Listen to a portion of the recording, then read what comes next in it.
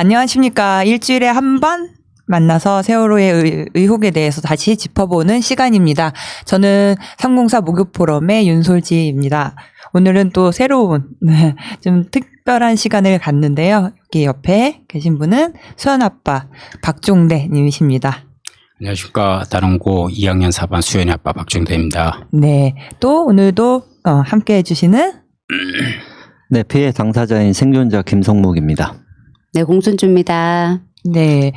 이렇게 매주 좀 사진을 한번 골라보고 있었잖아요. 저번 주부터. 요번 주 사진은 제가 이걸 골라봤어요.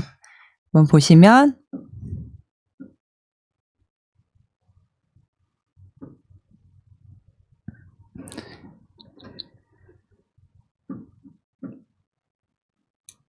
네. 수연 아버님, 이게 뭔지 아시겠어요? 청해진 해운 세월호 네. 승차권입니다. 승선권. 승선권. 예. 네. 이거 보시니까 좀 어떠세요?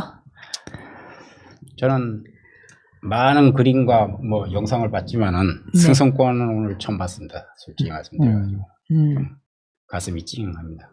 네. 이게 성묵님이 전날 친구들한테 보내느라고 찍어서 남아있는 사진으로 남아있는 거죠. 예, 네. 성묵님 이 사진에 다시 좀 설명 좀 해주시겠어요? 네, 그날 유난히 가기가 싫은 거예요.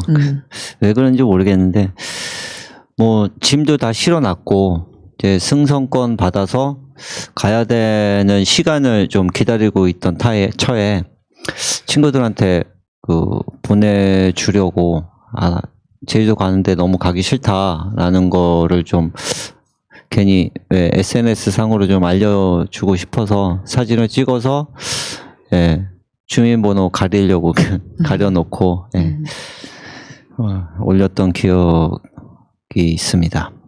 네. 그래요. 순주님도 이 사진은 우리가 꽤 오래전에 봤었잖아요. 네, 근데 봤죠. 거의 유일하게 남은 거예요. 네. 예. 저거밖에 없는 못 본 것 같아요. 저도 송상권 네. 사진은. 이거 왜 찡한지 모르겠어요. 네. 돌릴 수가 없으니까요. 그쵸. 네. 예, 요즘에 이제 점점, 시청자들이 많아지는 느낌이지 않아요? 우리? 예, 댓글도 많이 달아주시고 해서 매번 댓글 몇 개 추려서 성무님께서 읽어주시기로 했어요. 네. 오늘도 세 분 댓글을 준비해 봤는데요. 강재정님, 세월호, 대한항공, 미얀마 앞에서 침몰 사건을 앞바다 침몰 사건을 진상규명하지 않으면 또 다른 수천 명의 피해자가 100% 발생한다. 반드시 진상규명해야 하는 이유다라는 글을 남겨주셨고요. 유지현이라는 이름을 아이디를 갖고 계신 분이 그 댓글에 답글을 남겨놓으신 거예요. 네, 우리가 싸우는 놈들은 그냥 살인마가 아닙니다. 악마 같은 놈들이라는 걸 명심해야 합니다. 일반 시민의 목숨 따위는 개미 목숨같이 생각하는 자들입니다. 저들을 설득하고 회유해서는 안 됩니다. 힘으로 눌러야지요. 민주당 좀 더 분발하고 정신 더 똑바로 차리고 임해야 할 것입니다. 라는 댓글을 남겨주셨습니다. 마지막으로 소나무 핀트리라는 아이디를 가지신 분이 댓글을 남겼습니다. 사참위가 어떤 명분으로 판매 금지를 한단 말입니까? 이게 말이 됩니까? 미친 거 아닙니까? 사회적 참사 특별조사위원회 아닙니까? 누구를 위한 조사위원회입니까? 모든 국민들이 그토록 원하는 세월호 진상규명을 막는 행위를 왜 하십니까? 라는 댓글이었습니다. 고맙습니다.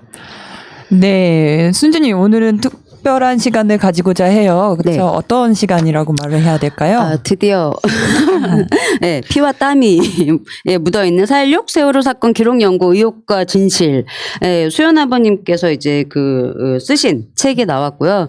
정말 세월호 침몰 이후 전국을 뛰어다니셨죠, 아버지. 요거 이제 자료 모으고 재판뿐만 아니고 법원 자료 이제 그리고 이제 뭐 관련된 세월호 참사 관련된 뭐 증언을 한마디라도 들을 수 있는 사람이 있다면 지금 전국으로 직접 만나러 다니시고 그게 이제 쌓이고 이제 자료 열심히 이제 6년 넘게 보시고 이제 그 결과물이 예, 나왔습니다. 네. 아버님, 스스로 소개를 하신다면 뭐라고 하시겠어요? 뭐 제 입으로 부끄럽게 말씀드리긴 그렇지만은 어쨌든 간에 저희 입장에서는 최대한 많은 내용을 그리고 최대한 정확하게 그 어떤 책 내용에 담으려고 노력했는데 그것이 잘 담겨졌는지 모르겠지만 하여튼 여러분들이 좀 이 책에서 좀 진실을 찾아 보실 수 있도록 그게 좀 도움을 줄 수 있는 책이 됐으면 좋겠습니다. 네, 그러니까 간략하게 소개가 안 될 것 같아요. 이게 벌써 이 진상조사를 초반부터 하셨잖아요. 예. 수연이가 일단 마지막 영상을 남긴 것도 보셨고, 아예 초창기부터 하신 건데, 이때 지금 내시게 된 이유는 뭘까요? 뭐 잘 알고 계실 걸로 뭐 짐작을 하고 있습니다. 제가 워낙 다니면서 많은 말씀을 드렸기 때문에 어쨌든 간에 이 진상규명이라는 것은 우리 아들이 저한테 준 숙제였고 제가 아들한테 한 약속이었기 때문에 그 약속을 지켜야 되었다는 일환으로서 했던 부분이 분명히 있고요. 또 하나는 좀 뭐랄까요. 우리 여기 이 자리에도 공순주님이 계시지만은 우리 이 세월호 사건을 실체적 기록을 가지고 공부하고 연구하고 조사하고 하시는 분들이 실제로 많지가 않습니다. 그러고 나서 이것을 책으로 엮을 사람은 또 더더욱 없었다. 그렇게 본다라면은 아마도 이 책이 자칫 잘못하면 아니면 저나 공순진 님이나 또 다른 몇 분이 그 책을 쓰지 않으신다라면은 어쩌면 이것이 마지막 책이 될 수도 있겠다. 물론 이제 뭐 세월호와 역사, 세월호와 철학, 세월호 뭐 문학 뭐 예술 뭐 이렇게 해서 엮어서는 분명히 많은 책이 나올 수는 있겠지만은 오직 진상 규명과 관련된 책은 아마도 나오기 쉽지 않을 거다. 그렇다면 그 책은 제가 써야 되고 또 아주 정확한 책을 써가지고 좀 국민들에 알려야 되겠다 이런 사명감이 있었던 건 분명한 사실이고요. 또 하나는 이제 뭐 제가 오마이뉴스나 이런 곳에 어떤 글을 몇 편 냈었는데 아마도 명지대학교의 김큰 교수님이 예쁘게 봐주셨던 것 같습니다. 그래가지고 그분이 제 글을 몇 편을 보시고 나서 뭐 책을 써보라고 권유를 하셨고 그 말을 들은 우리 수연이 엄마가 아침마다 일어나서 책을 안 쓰면 죽인다 그래가지고 할 수 없이 썼습니다. 네. 총 1년 6개월 정도 걸렸죠. 그렇죠. 뭐 1년 6개월 정도 썼는데 실제로 그 전에 뭐 준비하고 뭐 했던 것을 한다면 더 이상 시간이 더 걸린 것이라고 보는 게 맞는 것 같습니다. 예. 순주님 자꾸 이름이 거론되고 있는데 어떻게 생각하세요? 아니 뭐 저야 뭐 그러니까 실제로 그러니까 자료를 읽어보자라는 건 말은 쉬운데 우리 그때 우리가 목요 포럼을 2015년 4월 첫째 주에 시작을 했었는데 다음 해에 그랬는데 자료를 읽어보는 건 정말 꾸준히 읽는다는 건 굉장히 힘든 일인 것 같아요. 예. 거기다가 그러니까는 유가족 그러니까는 아버님이 실제 이제 이제 범죄자들이 그 범죄를 저질렀던 과정을 아주 세밀하게 크로스 체크까지 해 가면서 이제 민낯을 다 그것도 그냥 읽는 것도 참 그 스트레스가 참 굉장히 엄청난 일임에도 불구하고 그걸 이제 최대한 또 분석하고 거기에 대한 또 판단을 하고 이제 이런 과정을 다 거치셔서 지금 나온 결과물이잖아요. 네. 네, 그러니까 책 이거 정말 작성하기까지 그 고통은 말을 할 수가 없었을 것 같아요. 맞아요. 이게 유가족 당사자가 쓴 진상규명에 대한 거잖아요, 아버님. 예. 그래서 근데 유가족이기 때문에 또 감정적으로도 굉장히 힘든 부분이 있었을 텐데 예. 이 책에서 어떤 부분을 쓰실 때 가장 힘드셨어요? 그리고 어떤 부분에서 힘드셨어요? 가장 힘든 부분은 역시 구조였겠죠. 어쨌든 간에 그 구조를 논하려면은 아이들이 그리고 우리 희생자들이 이 세상을 떠나가는 과정을 논의하지 않을 수 없었으니까 그 부분을 다시 생각하는 부분이 가장 어려웠던 것 같고요.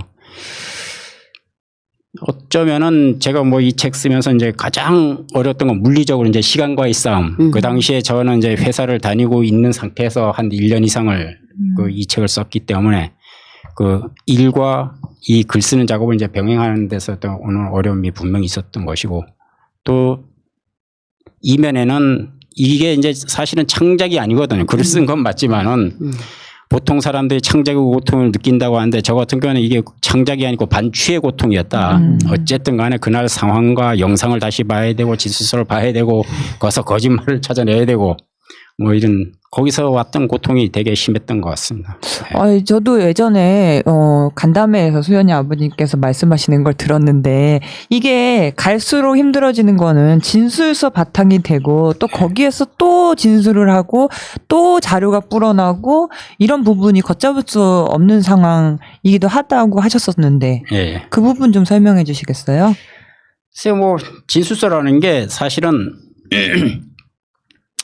그 어떤 진실만 담겨 있는 진술서라면 그렇게 읽는 게 쉽지는 않았을 것입니다. 그런데 이제 여기 있는 진술서라는 거는 어쨌든 간에 본인들이 그 책임을 면하기 위해서 거짓 진술한 것이 대부분이었고 또 뭐 참고인 진술이라 하더라도 덮어주기 위해서 만들었던 그 진술서였기 때문에 그 어떤 양이 늘어나는 것도 고통이었지만 거기서 이제 거짓말을 유추하고 다시 내 또 진실을 찾아내는 그게 되게 어려웠던 것 같습니다.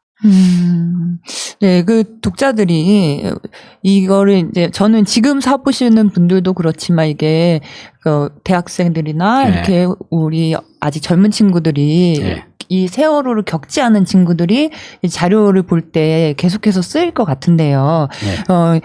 어떤 부분에서 좀 더 강조하고 싶으세요? 이 책을 보면서 어떤 부분을 좀 강조하고 싶다 하신다면? 글쎄 저는 그렇습니다. 이제 전체적으로 보면은 음모론적 관점을 네. 좀 강조를 할 수밖에 없다. 왜냐하면 이 세월호에는 아무리 뭐 누가 부정한다 하더라도 이 음모를 빼놓고 나면 해석이 안 되는 사건이기 때문에 네. 그 부분은 제가 좀 확대 해석을 했었을지 모르지만은 그 어떤 논리적 그때 그 상황 이런 부분을 좀 해줬으면 좋겠다라는 그 생각을 좀 했으면 좋겠고요. 또 하나는 제가 물론 이제 뭐 여러 가지 가설도 내세우고 했지만 대체적으로 법, 규정, 매뉴얼 이 부분은 그 당시 그러니까 4월 16일 기준으로 해가지고 가능하면 되게 충실하게 좀 해석을 하려고 엄격하게 해석을 하려고 그 노력을 했었거든요. 그러니까 그런 부분에 대해서 어떤 그날 제도 뭐 그날 어떤 그 구조 시스템 이런 부분은 좀 주의 깊게 봐주면서 그러고 나서 그 사람들이 정말 그 구조를 할 수 없었는지 아니면 구조를 하지 못했는지 아니면 일부러 구조를 안 한 것인지 그런 부분을 좀 판단해 주셨으면 좋겠다는 말씀을 드리겠습니다. 예, 우리는 최대한 구조 안 하려고 노력했는지까지. 그렇죠. 저는 뭐 다른 자리에서 그 가끔 말씀드렸지만은 아마도 구조는 하기로 되어 있었을 것이다. 제가 내린 결론은 구조는 하기로 되어 있었는데 그게 아마도 11시경이 아니었을까 이렇게 추정을 하고 있습니다. 그러니까 그때까지는 어떤 느긋하게 있다가 근데 실제로 구조 세력이 침몰 현장에 가서 보니까 이미 배는 뭐 상당히 기울어져 있고 그리고 걷잡을 수 없는 상태로 하다 보니까 우왕좌왕하다 그냥 사태가 끝나버렸던 그런 사건이 아니었을까 이렇게 저는 생각하고 있습니다. 그렇죠. 예, 많은 아직 결론을 못 내리겠어요. 왜냐면은 정말 중요한 증거들은 많이 없잖아요.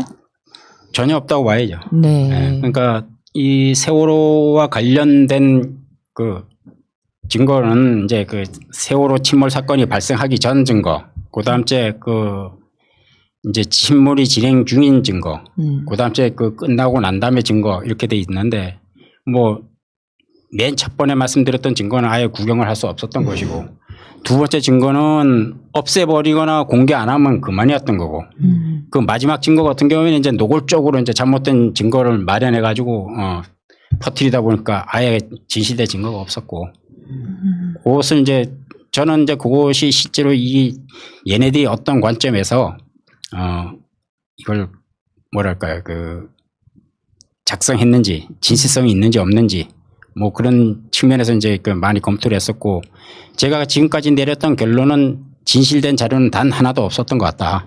네, 그렇게 판단하고 있습니다.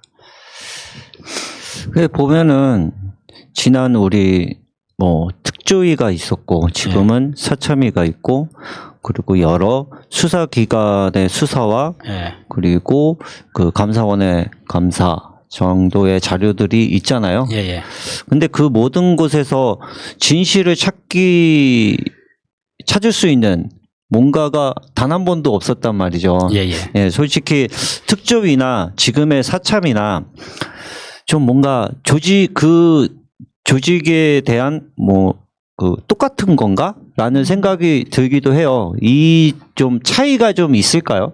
아버님이 생각하시는? 근데 조위와 사참위의 그 부분 말씀. 네. 근데 지금 이 방송을 보시는 분들만 네. 해도 되게 진보적이시고 그런데도 세월호가 벌써 7년이 가까워오다 보니까 다 많이 잊으셨어요. 그래서 우리가 특조위 사참위 차이가 이렇게 하는데 특조위라는 단어도 많이 잊으셨을 거예요. 그래서 좀 상세히 설명해 주셔도 좋을 것 같아요.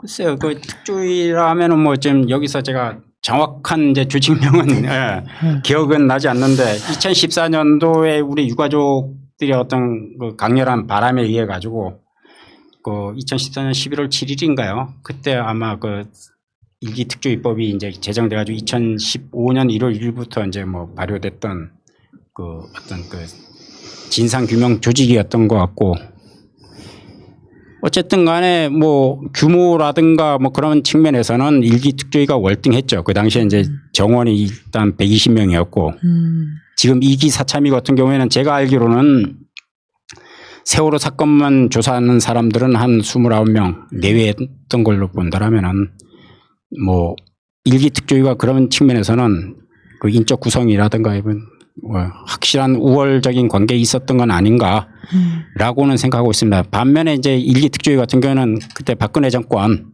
이 노골적으로 방해하고 회방을 했기 때문에 실질적으로 목적을 달성할 수 있는 여건은 조성이 되지 않았었다. 그리고 나중에 와서 강제 종료됐다라는 부분을 말씀드리지 않았었고.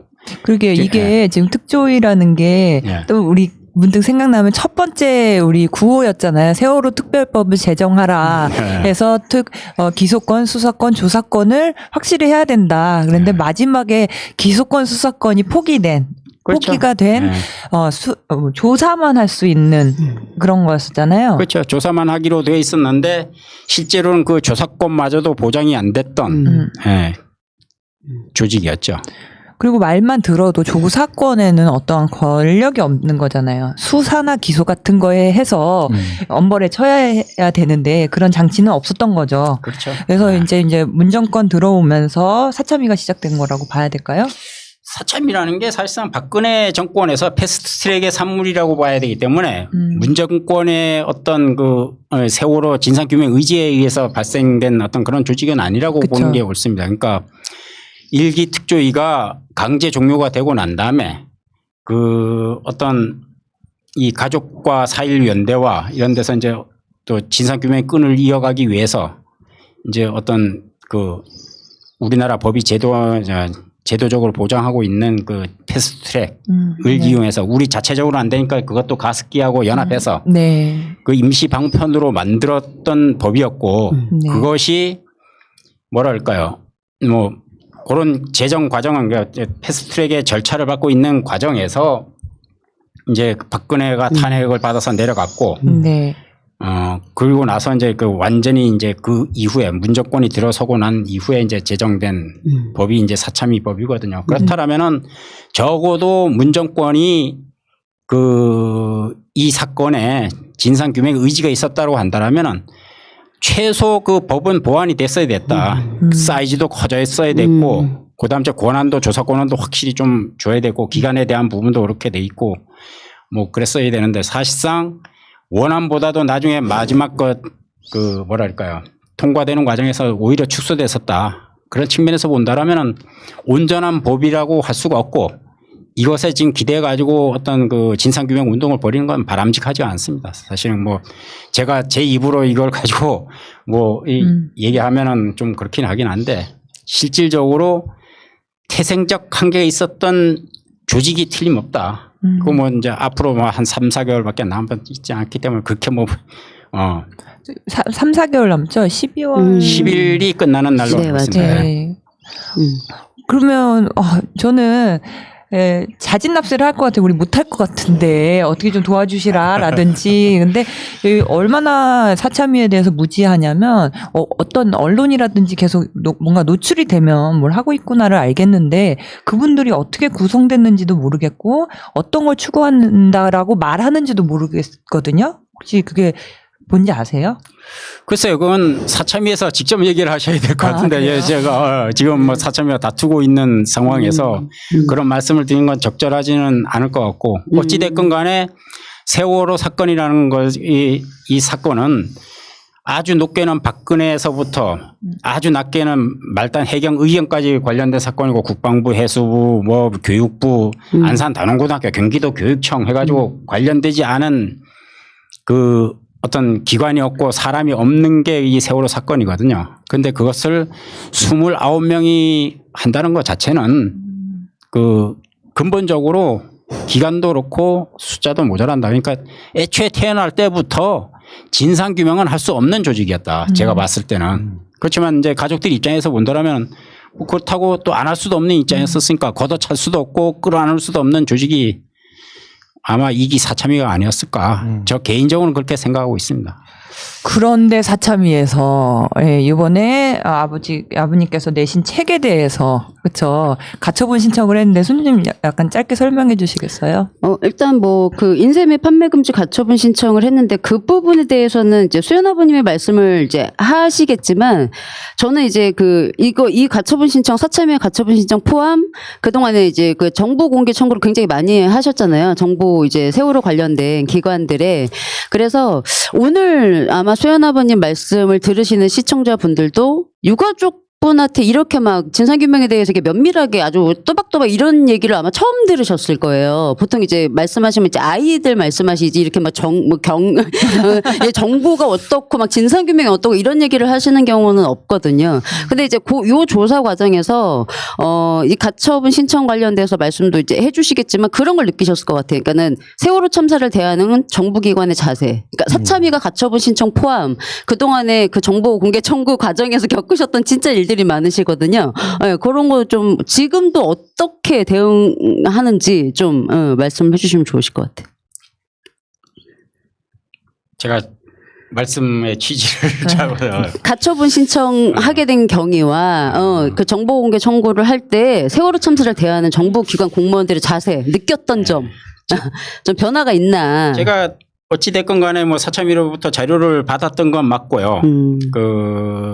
뭐 받는 과정에서 어떤 그 보안각서 그쪽에서 말씀하시는 그것을 쓴 것은 맞습니다. 그런데 제 입장에서 본다라면은 그 보안각서를 쓰지 않을 수 없는 상황이었어요. 뭐냐면은 애초에 이제 이 사참위가 이제 그 출범을 하고 난 다음에 제가 사참위에다가 이제 어떤 뭐 자료 제공이라든가 뭐 이런 부분을 이제 좀 요청을 했었었고 그쪽에서는 사참위 사무실에 와서 이제 봐라 라고 얘기를 했고 그 당시에 저는 이제 회사를 다니고 있었고 그리고 안산에서 이제 그 사참위 사무실까지 가면 차를 몰고 간다면 왕복 4시간이 소모가 돼요. 그렇다 보니까 이거는 와서 보라고 얘기하는 거는 보지 말라는 얘기하고 동의를 했던 것이고 그래서 이제 제가 장난하냐고 말씀을 드렸었고 그렇다면 그쪽에서 이제 그 보안각서를 쓰고 유출하지 않겠다라는 부분을 이제 보장하는 선에서 이제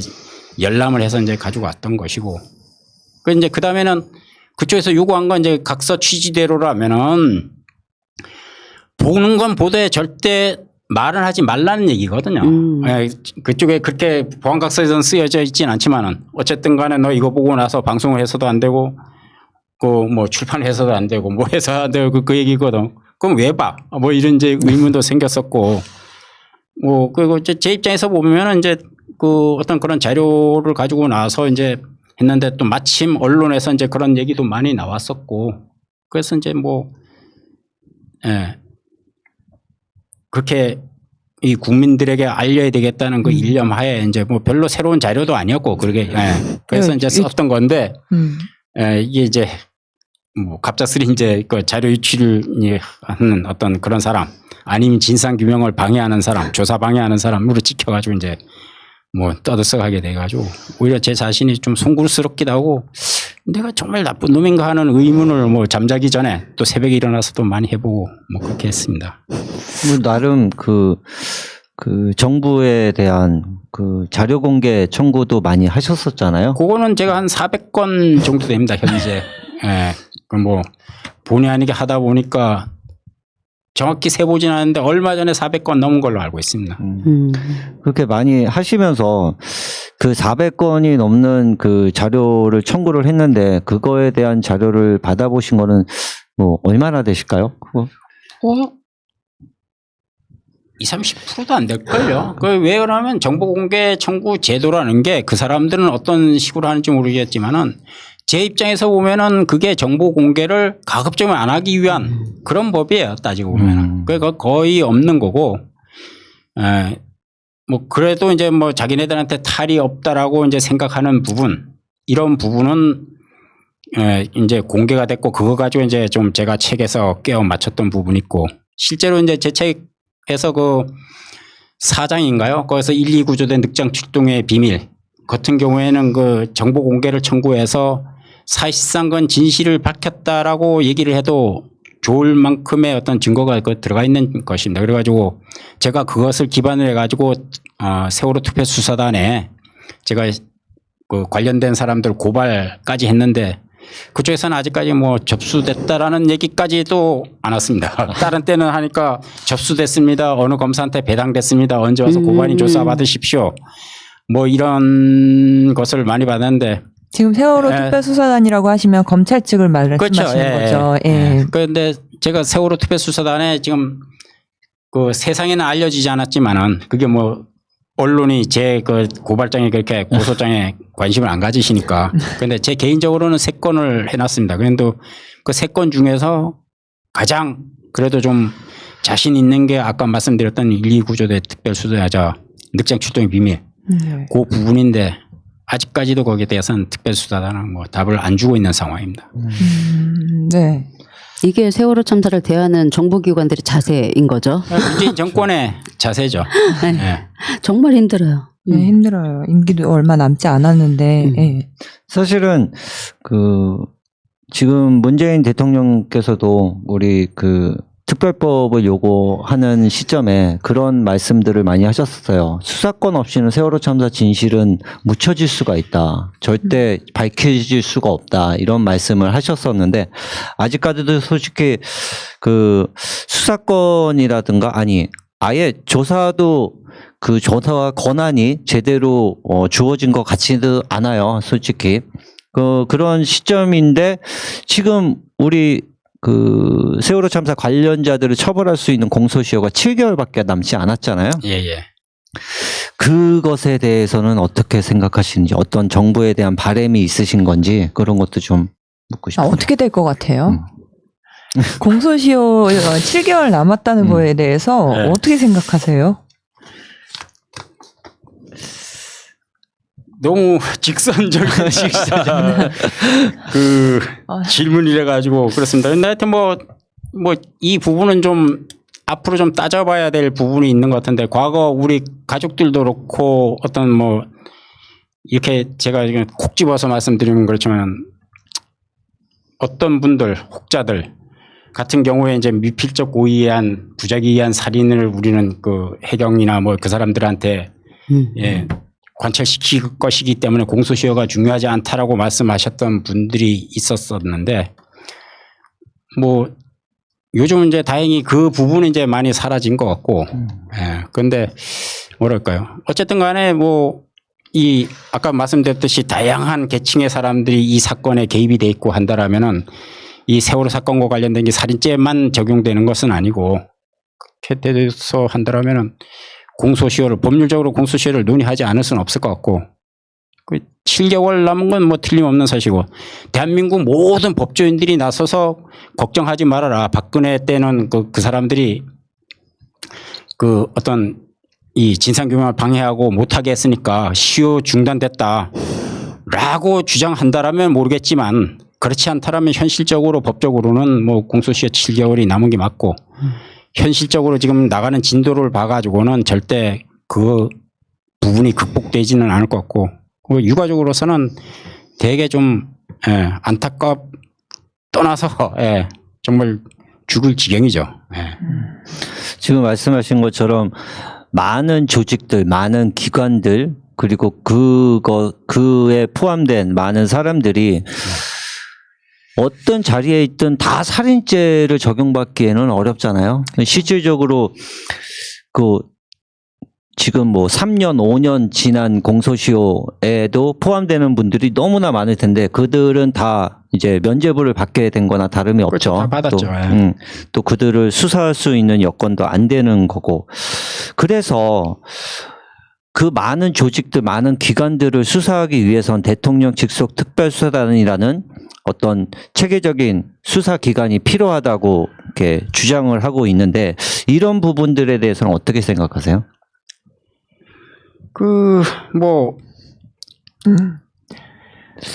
다 질문에 답을 다 써오셨는데 못 읽으셔. 우리가 그거를 바꿔서 질문하니까 되게 당황하셨어요. 죄송합니다. 아니, 그건 아닌데. 지금 대부분의 사람들이, 많은 사람들이 일단 사참위가 조사를 하고 있고, 그 다음 주에 어떤 세월호 특별수사단이 수사를 하고 있고, 그러니까 일단 지켜보자. 라고 얘기를 하는 어떤 막연한 희망을 가지고 있는 건 틀림없는 것 같은데, 어찌됐건 간에 세월호 특별수사단 같은 경우에는 기본적으로 검찰이 할 수 있는 한계가 있는 것이고, 네. 두 번째는 의지 자체가 없지 않습니까? 네. 해경 11명 일단 기소를 했지만은 그건 2014년 수사 결과와 별로 다르지가 않다. 제가 모 신문사하고 인터뷰하는 과정에서 제가 그런 말씀을 드렸는데 실제로 2014년 수사 결과만 가지고도 이번에 11명이 기소된 공소장을 충분히 쓸 수 있었었다. 그럼에도 불구하고 했었는데 이제 우리가 계속 국민들께 말씀드리는 이제 살인죄 적용하고 하는 부분인데 어떤 새로운 사실을 찾아내지도 못했고 어쩌면은 그 사람들이 11명 중에서 어떤 사람들은 유죄 여부도 업무상 과실치사상도 지금 빠져나가게 생겼다. 그런 상황을 본다라면은 그러니까 법적 한계 이런 걸 떠나가지고 세월호 특별수사단은 아니다. 예. 그렇다면 그것을 대체하고 확실하게 할 수 있는 어떤 기구가 필요한 건 틀림없다. 근데 그것을 굳이 대통령 직속이다 뭐라 한다라면은 그게 맞는 것이다. 예. 그래가지고 어떤 문재인 대통령 현실적으로 그분이 결단을 해가지고 빨리 이 부분을 마무리할 수 있는 조직, 특별한 조직이 출범해야 되는 시점이다. 이미 늦었다라는 생각을 저는 가지고 있습니다. 우리가 박원순 시장님 봤을 때가 1년 6개월 전에 박원순 시장이 그렇게 말씀하셨었죠. 회의 3번만 하면은 된다. 직접 주재해서 우리 시장 일 같은 경우도 시장이 주재해서 회의만 해도 사람들이 밑에 사람들이 알아서 일을 하기 때문에 딱 될 수가 있다. 그러니까 대통령 직속이라는 게 저는 받아들이기에 딴 거 아니고 일로 와봐. 좀 해봐. 이거 아닌가요? 딱 구성하라 이런 것도 아니잖아요. 저는 그렇게 생각해요. 대통령 밑에 있는 사람들은 거의 다 대부분 공무원들이에요. 네. 그럼 거꾸로 해서 대통령 의지가 확고하다라면은 그 밑에 있는 사람들은 자기가 승진하기 위해서 아니면 살아남기 위해서라도 발버둥 치면서 뭔가를 할 거예요. 그래서 지금 이 해수부 공무원들이 아니면 검찰이 어떤 움직이지 않고 그렇게 미비적거리는 거는 그건 대통령이 미비적거린 거지 밑에 공무원들이 미비적거린 거 아니에요. 본인 의지가 표출되지 않기 때문에 그렇기 때문에 뭐랄까요. 밑에 있는 사람들이 굳이 나서서 굳은 일을 할 필요도 없는 거고 그렇죠. 동료들을 고발할 필요도 없는 거고 그렇게 돼 있는 거지. 이건 오로지 대통령 의지의 문제입니다. 저는 그렇게 생각하고 있습니다. 아까 말씀하셨던 것처럼 7개월 남은 상황에서 정보기관들이 세월호 참사를 대하는 자세는 이제 전혀 변화가 없는 상황에서 지금 말씀하신 11명 해경 불구속 기소된 걸 지금 재판을 또 방청을 하고 계세요. 그러니까 정말 모든 걸 다 지켜보시는 분이신데 세월호 전 과정을 지금 한 3번 정도 기사로는 3번 정도 방청기가 나왔어요, 아버지. 네, 제가 지켰었죠. 네, 그렇죠. 이제 갔다 오셔서 이제 기사를 쓰시고 계신데 그 재판이 어떻게 잘 진행이 되고 있나요? 워낙 알려지질 않아서. 현재까지 공판 준비기일 3차례가 돼 있었고 이번에 8월 17일 날 이제 4차 이제 공판 준비기일 아마도 그게 마지막이 될 것 같긴 한데 이제 돼 있었는데 그날이 이제 그 묘하게 이제 휴일로 바뀌다 보니까 8월 31일로 이제 뭐 됐습니다. 그런데 제가 그동안 이제 그 지켜본 바로는 일단 세월호 특별수사단이 어떤 그날 구조 체계에 대한 어떤 잘못된 이해를 하고 있지 않았나. 뭐 이제 그 방청기 예서 제가 잠깐 말씀을 드리면 제가 한겨레 21에 그 세월호 그 재판이 진행될 때마다 이제 그 방청기를 뭐랄까요 기재래 기고? 기고를 하고 있거든요. 요즘 말. 그런데 하여튼 거기서 보면은 어쨌든 간에 그날 구조 시스템 자체를 잘 이해를 못한 상태에서 해경의 얘기를 이렇게 충분히 들어주다 보니까 오히려 좀 오류가 발생하지 않았나. 그러다 보니까 최상환이나 여인태나 임근조나 이런 사람들은 오히려 빠져나갈 가능성도 있겠다라는 생각을 좀 해봤던 부분이 좀 있고요. 그다음에 이제 뭐 우리가 얘기했던 그 해경 수뇌부 그 친구들 우리가 얘기했던 거는 사실상 뭐랄까요 그 사람들을 그러니까 김경일이 같은 경우는 이제 꼬리 자르기라고 얘기를 했었는데 꼬리 자르기의 반대말은 아마도 이제 머리 자르기라고 생각을 하고 우리가 요구했던 거는 그 머리를 잘라달라고 얘기했던 건데 실제로는 그 머리 자르기가 아니었다. 내가 봤을 때는 그 사람들 머리카락 잘라줬다. 이발해줬다. 그러니까 이 재판이 끝나고 나면 또 다른 면죄부를 주는 결과가 되지 않을까. 저는 그렇게 생각하고 있습니다. 네, 여기서 사진 한 장을 볼까 봐요. 예, 제가 보시면 네. 이 사진 보신 적 있으세요? 저는 이 사진은 이 친구가 누구죠? 이것보다 다음 사진은 저는 보면서 좀 많이 마음이 아팠는데 이 뭐 하시느라고 둘이서 너무 행복해 보이잖아요. 그쵸? 여기가 어딘지 아십니까? 혹시? 어디예요? 어디 것 같습니까? 공원인 것 같은데? 공원 것 같습니까? 서울대학교입니다. 이게. 서울대학교. 우리 아들이 중학교 1학년 때인가 2학년 때인가는 잘 기억이 안 나는데 그 당시에 그 여름 휴가 기간이었어요. 네. 근데 그때 이제 휴가를 가자 말자니까 이제 좀 머리가 컸다고 안 간다 그러더라. 그래가지고 이제 거하게 외식 먹고 서울 나들이를 한번 하자. 그래가지고 그때 이제 우리 아들이 이제 그때 이제 그 좀 고급진 참치를 그때 처음 먹었어. 그거 먹고 이제 서울대학교 지나서 그다음에 약간 이제 남산타워, 그다음에 이제 서울 경북궁이나 뭐 이렇게 다니면서 그때 찍었던 사진이. 선생님 사진 보니까 어때요? 박종대님 맨날 말씀하실 때 시민처럼 말씀하시잖아요. 근데 예. 일단은 못 보는 얼굴. 못 봤던 얼굴. 못 봤던 얼굴. 그동안 수연 아버님을 알면서 한 번도 보지 못했던 얼굴이네요. 그죠. 예. 성모님은 두 분의 그 장난기가 아이도 그렇고 아버님도 그렇고 장난기가 넘치는 그런 네. 사진인 것 같아요.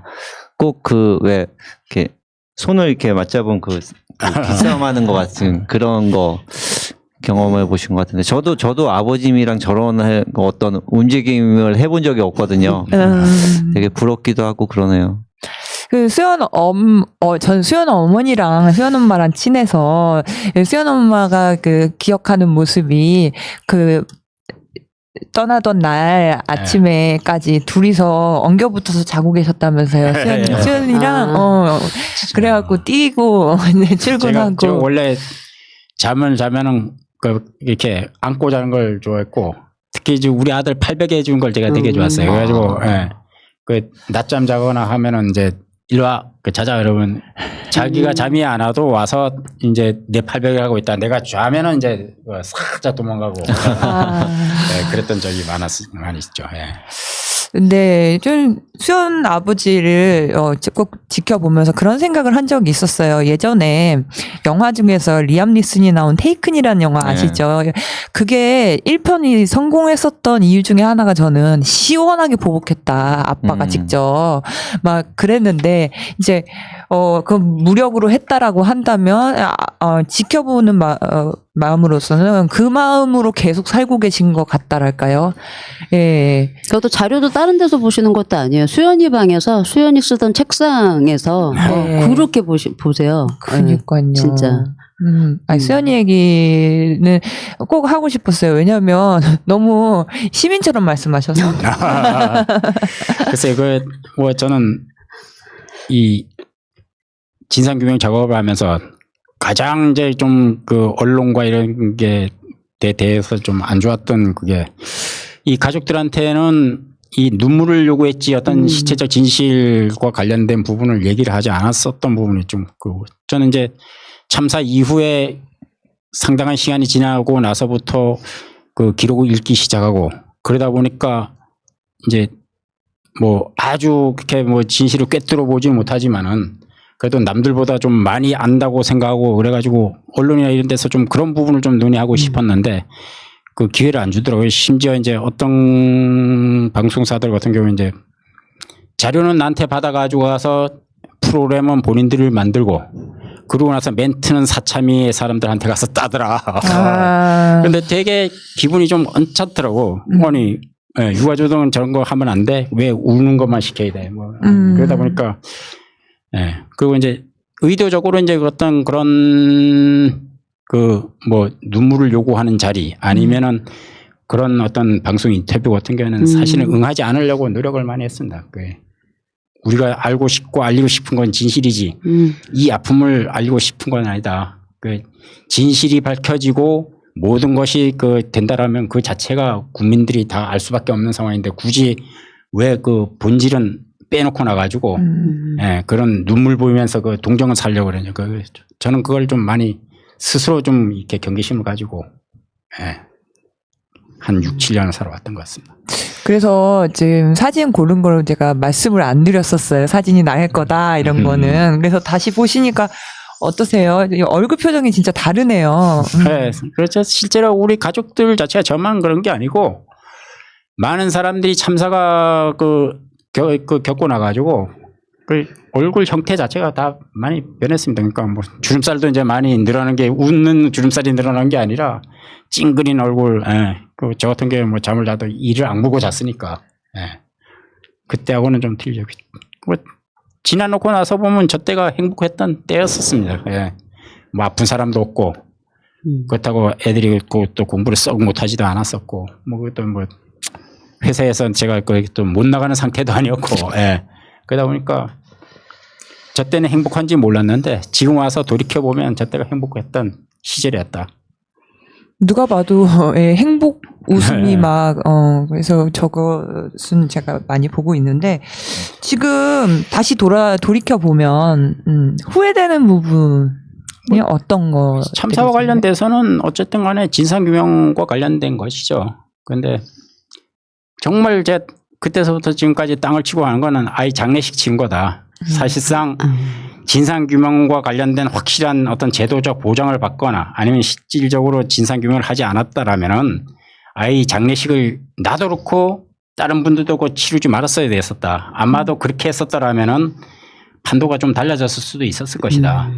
근데 섣불리 아이들 전부 다 해가지고 화장터 가서 그냥 해서 스스로 그냥 상념 메고 가서 그렇게 해서 하고 나니까 저쪽에서는 이제 두려운 것이 사실상 없었던 거죠. 그게 가장 그러고 두 번째는 이제 뭐 최근에 와서 이제 결국에 뭐 책화를 한 권 그렇게 했었지만은 실제로 뭐 어느 정도 이 파악을 하고 한 건 한 3, 4년 지나고 나서는 어느 정도 뭐 알고 있었었고 했었기 때문에 그때서부터 좀 어떤 이 책 저술 작업을 해가지고 국민들한테 빨리 좀 알렸으면은 또 다른 결과가 있지 않았을까라고 생각했다 본다면 제가 너무 좀 게으름을 피웠다라는 부분. 그리고 또 하나 굳이 말씀드린다면은 문재인 정권이 출범했을 때 출범 초기 그러니까 우리 가족들이 청와대 갔을 때 그때서부터 정말 대책에 몰아붙여 가지고 좀 쟁취를 했었어야 되는데 그 당시에 지금 뭐 아주 나쁜 말로 전지적 작가 시점 삶으로 살았던 게 후회가 많이 됩니다. 예. 네, 그 유가족 이건 어쩔 수 없잖아요. 그렇죠? 네. 예, 유가족 중에서도 진상 규명을 우선시하는 예. 아빠로서의 희망사항 어떤 것들이 있을까요? 뭐랄까요?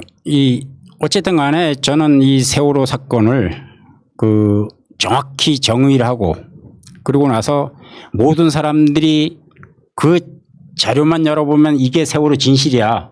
어느 책에 가면 몇 페이지 가면 이거 보면 이거야. 그런 부분이 좀 있어야 된다고 생각하고 그럼 제 책에서는 침몰에 관한 부분도 좀 많이 빠져 있고 뭐 이 지금 그 누락된 부분이 되게 많기 때문에 정말 백서 형식의 어떤 그런 부분 그 어떤 그 아주 종합하는 책 뭐 아주 아무리 두꺼워져도 안 팔려도 좋다. 도서관에 한두 권이라도 가 있으면 누군가는 볼 것이고 그렇다면 그런 것을 한번 하고 싶은 게 제 꿈이고요.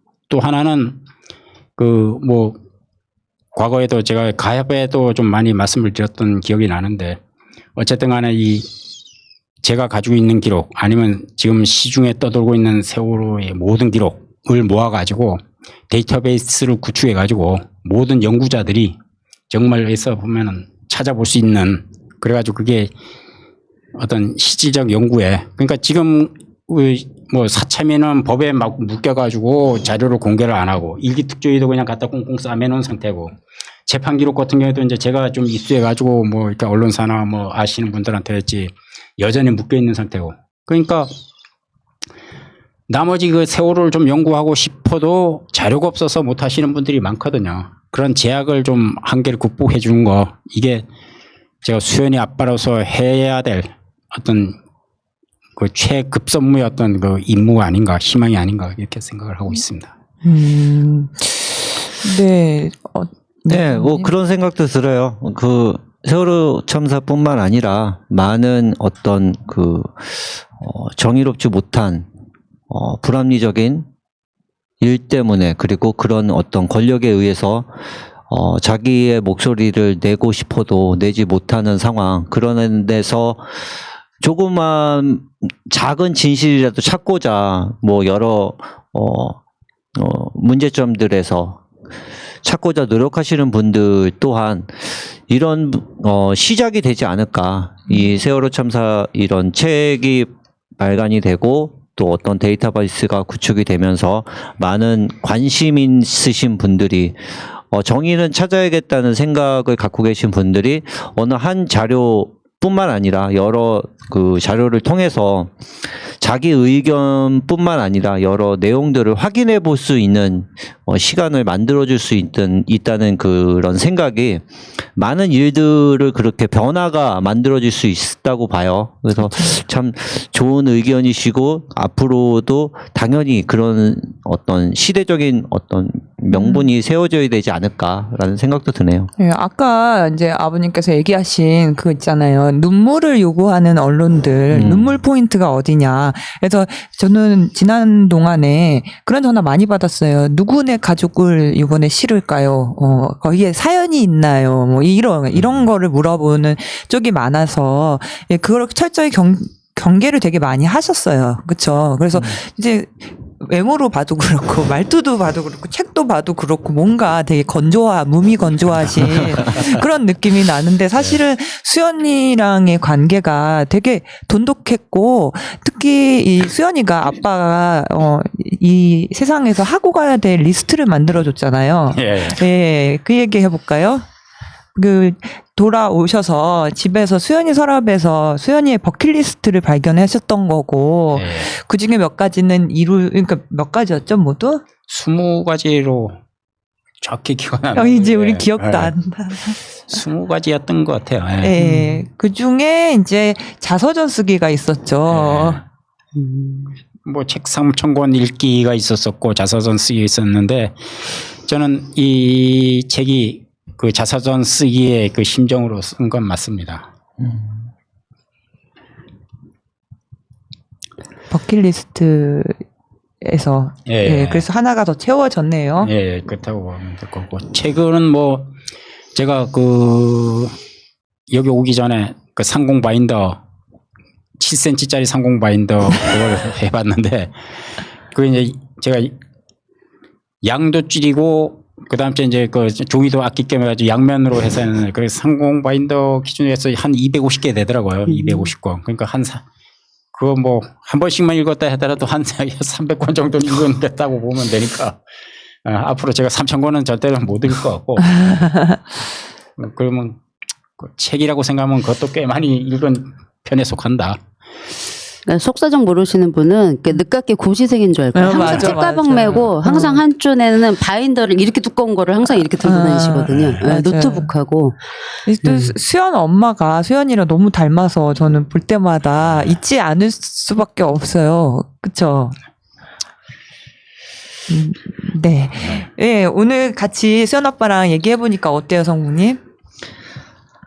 일단은 그간의 노력이 어떤 같은 방향이라고 보고 있는 사참이가 이 노력조차도 국민에게 알리지 못하도록 만든다는 거 사실만으로도 이 분노를 참고 계시는 아버님의 정말 좀 사회적인 분위기가 그렇게 만들어졌다는 것 자체가 너무나 죄송하고 그거에 대해서 힘을 실어줄 수 있는 어떤 것도 없다 보니까 좀 상처가 많이 되는 것 같아요. 너무.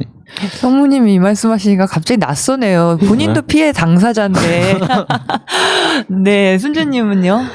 뭐 아버님 말씀하셨던 것처럼 지금 시민들이 그래도 진상규명하겠다고 투쟁한 지 7년이 다 됐는데 결국은 아이 장례식장을 치르지 말았어야 한다라는 게 지금 현실, 세월호 참사 현실이라는 거고 뭐 제가 장담을 드리겠지만 사참위보다는 수연 아버님이 월등히 많이 알고 계세요. 그래서 사참위 초기 때 물론 최근래까지 이 책 때문에 문제가 발생되기 최근래 전까지도 꾸준히 사참위에 많이 알려주신 분이시거든요. 그러니까 방향을 전혀 못 잡고 있어서 이건 이렇게 해야 된다, 저건 저렇게 해야 된다 이렇게 일일이 정말 많은 걸 알려주신 분이에요. 유일하게 사참위에. 근데 지금 사참위가 되려 이거를 가처분 신청을 했다는 거에 참 분노스럽고 사참위가 물론 종료하고 이제 백서를 낼 거예요. 근데 참 많이 부담스럽겠죠. 이 책 때문에. 근데 사참위 백서를 읽느니 이 책을 읽는 게 차라리 그러니까 뭐 해외에서도 필라델피아에서도 구입을 해가지고 스터디 그룹도 만들고 했다고 하잖아요. 그러니까 그런 것만 봐도 어느 게 진상규명에 더 긍정적으로 도움이 되는지를 알 수 있을 것 같아요.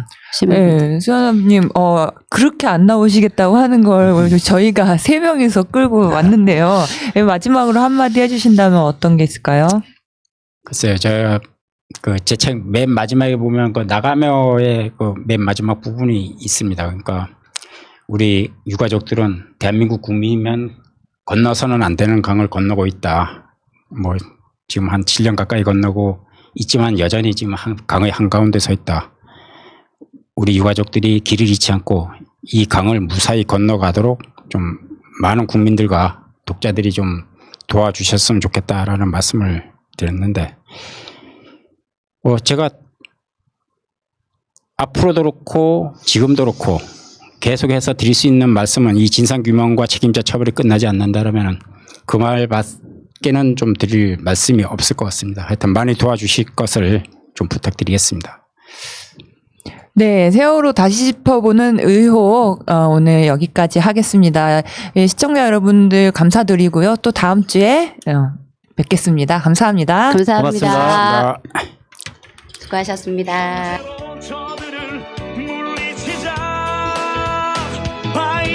바이러스에게는 마스크가 없다. 어서 가자 바이러스보다 먼저. 그러니 내일보다 먼저 가자. 우리들의 희망을 형제이게 하자. 설령 그것이 내일이라 해도 현재로 저들을 물리치자. 바이러스에게는 마스크가 없다. 어서 가자 바이러스보다 먼저.